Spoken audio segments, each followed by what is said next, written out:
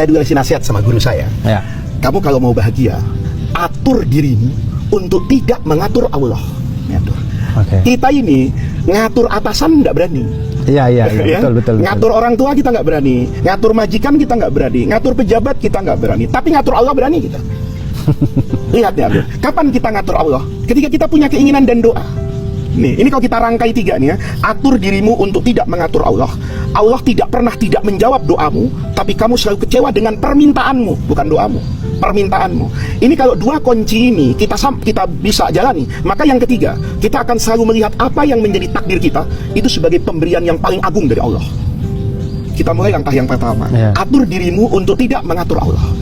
Kita melihat ada orang kerja banting tulang, tahu-tahu nggak dapat apa-apa dia. Ya, saya sering naik taksi ya, Bro. Sahabat saya itu banyak sekali supir taksi. Itu setiap hari handphonenya dia jaga. Dia selalu berposisi agar GPS ketika itu di tempat yang ramai. Nggak dapat. Dia sedih begitu maghrib saya naiki. Kenapa Pak? Kok sedih? Waduh Gus, saya belum sampai target. Ada orang yang muter-muter dekat saja di Mega Kuningan tuh muter-muter aja. Sore itu ceria betul.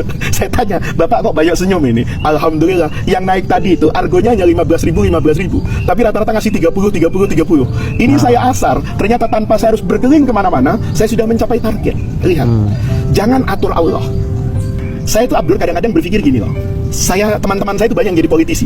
Saya berpikir ya, kayaknya kalau muka saya di close up, ya, ditempel-tempel, itu muka saya lebih market friendly lah, ya. Komeng yang begini aja, itu bisa dapat 2 juta suara lebih. Betul. Kenapa saya tidak bisa? Gitu.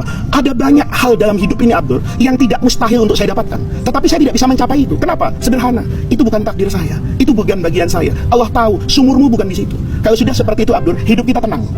Kita jalani ini saja. Syukuri apa yang ada. Iya. Kalau Anda melihat ada orang lain mendapatkan kenikmatan, jangan lihat nikmat yang Allah berikan kepada dia. Jangan-jangan ada banyak hal yang hilang dalam hidupnya. Ada orang punya kamar yang mewah tapi tidak bisa tidur, karena sejatinya kita cuma mampu membeli kasur, tapi kita tidak bisa membeli tidur. Tidur itu bukan hak prerogatif kita, itu karunia dari Allah.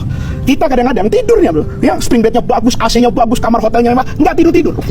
Ada orang di samping rel kereta api itu, ya, komuter lain tuh lewat tiap menit dia pulas.